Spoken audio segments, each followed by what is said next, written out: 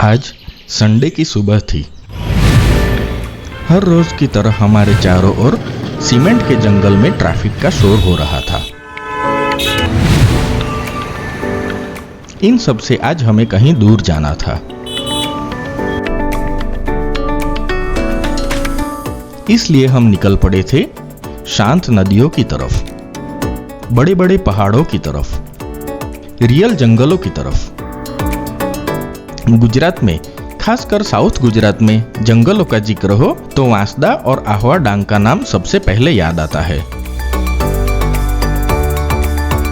यहाँ के रास्ते पहाड़ियों के घाट का मजा तो देते ही है, पर वो हरे भरे जंगलों के बीच में से गुजरते हैं, जो किसी स्वर्ग के रास्ते से कम नहीं लगते।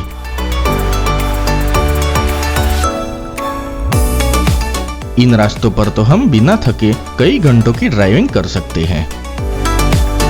रास्ते में हमें एक वाइल्ड लाइफ क्रॉसिंग जोन भी मिला। यहाँ अक्सर जंगली जानवर रास्ता क्रॉस करते हुए दिखाई देते हैं। हमें उनको कोई भी खाना नहीं खिलाना चाहिए। इन खूबसूरत रास्तों पर चलते चलते कब वांसदा नेशनल पार्क का दूसरा छोर आ गया पता ही नहीं चला। ये वघई आहवा रोड है, जिस पर हमें मिलती है अंबिका नदी। बारिश कम होने के कारण इसमें अभी पानी कम है। अंबिका नदी क्रॉस करते ही हम डांग जिले में आ जाते हैं। यहाँ से राइट का रास्ता सापुतारा हिल स्टेशन की ओर जाता है, पर हमें यहाँ से आहवा की ओर जाना है। आहवा डांग जिले का मुख्यालय है, जो वघई से लगभग 30 किलोमीटर दूर है। वघई के इस मेन सर्कल से राइट में हमारा आहवा का रास्ता है। ये रास्ता भी नया बनाया गया है। पहाड़ों पर ऐसे रास्ते मिल जाए तो घूमने का मजा और भी बढ़ जाता है। अभी बारिश की शुरुआत है और यहाँ तो शायद बारिश गिरी भी नहीं है, इसलिए ये एरिया अभी इतना हरा भरा नहीं हुआ है। इस मोड़ पर यहाँ का फेमस शिवघाट आता है। ये भी अभी सूखा ही है, पर इसका मतलब ये बिल्कुल भी नहीं है कि यहाँ पेड़ों की कमी है। पहाड़ों के पहाड़ यहाँ पर पेड़ों से भरे हुए हैं। ये रास्ता भी कब खत्म हो गया पता ही नहीं चला। हम आहवा के काफी करीब पहुंच गए हैं।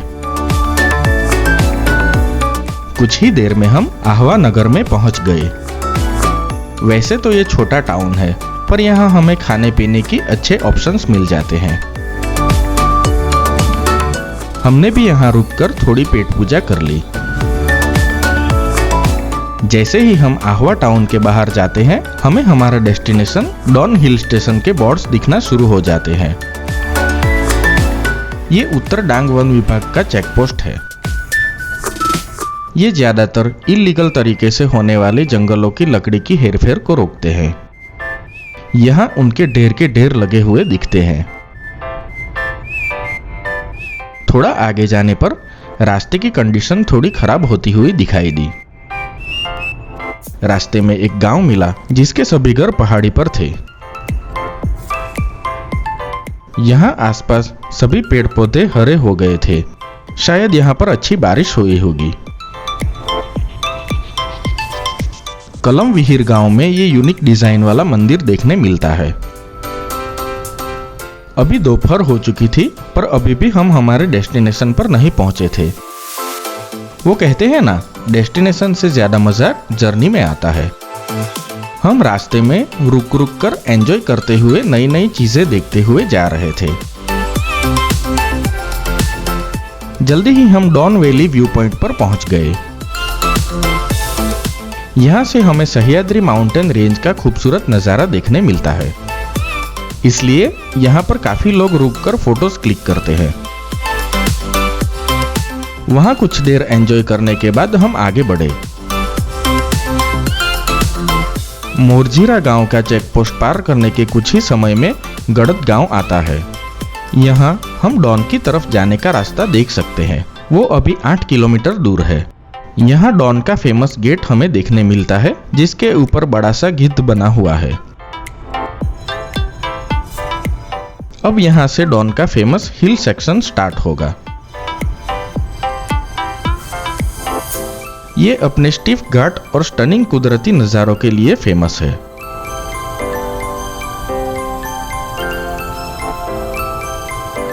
यहाँ से हमें हिल स्टेशन का वल्चर पॉइंट दिखा। पास की पहाड़ियों के पास बारिश गिर रही थी जो कमाल के नज़ारे बना रही थी।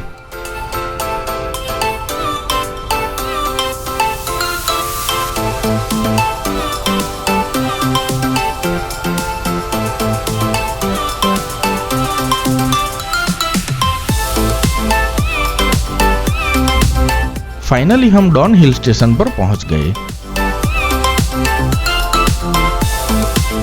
यहाँ भी एक छोटा सा चेक पोस्ट है। इसकी दोनों तरफ आपको पार्किंग की काफी जगह मिलती है। गाड़ी पार्क करके जैसे ही हम बाहर निकले, वहां के काम एटमॉस्फेयर का इंस्टेंट एहसास हमें हुआ। ऊपर छोटा सा डॉन गांव था।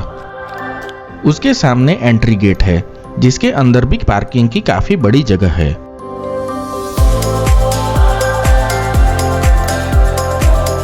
यहाँ पर आपको कैफेटेरिया और वॉशरूम की सुविधा मिल जाती है।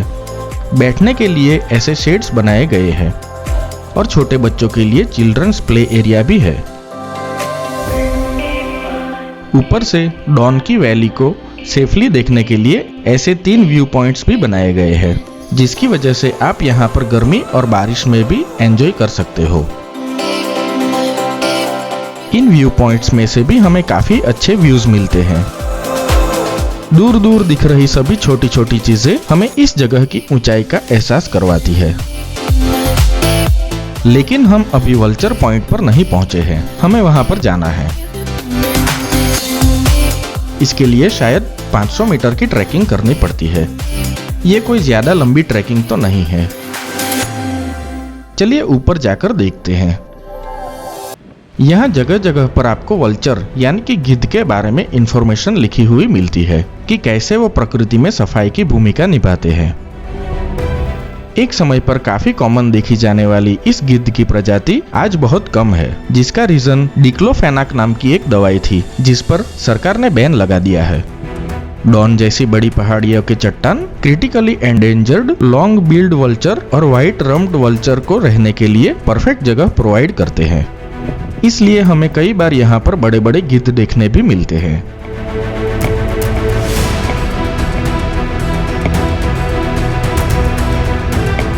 ये रास्ता शॉर्ट जरूर है, पर पूरा कंकड़ वाला और स्लिपरी है। यहाँ अच्छे शूज या सैंडल पहनकर ही आइए, वरना चढ़ने को तो शायद इजीली चढ़ जाओगे, पर नीचे उतरते वक्त ग्रिप नहीं रहेगी। और उसमें भी बारिश में तो ये और स्लिपरी हो जाता होगा।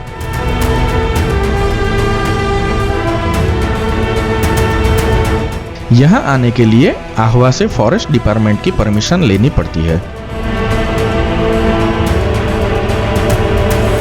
लगभग 10-15 मिनट की चढ़ाई करके मैं बड़े आराम से ऊपर आ गया। यहाँ पर बड़ा सा वल्चर का स्टैच्यू इस प्लेस पर उसका डोमिनेंस दिखा रहा था। ऊपर से आसपास के सभी हिल्स हमसे काफी नीचे थे, जो इसकी हाइट को झुककर रिस्पेक्ट दे रहे हो ऐसा लग रहा था। ये गिद्ध का स्कल्पचर लगभग 12 से 15 फीट टॉल है और पूरा सीमेंट से बनाया गया है। इसकी डिटेलिंग इतनी बढ़िया है कि ये दूर से भी पहचाना जा सकता है।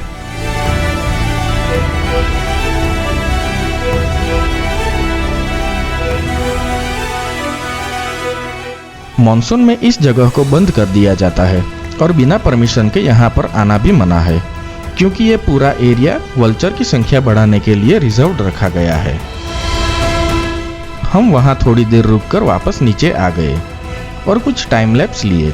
आप भी इसे एंजॉय कीजिए।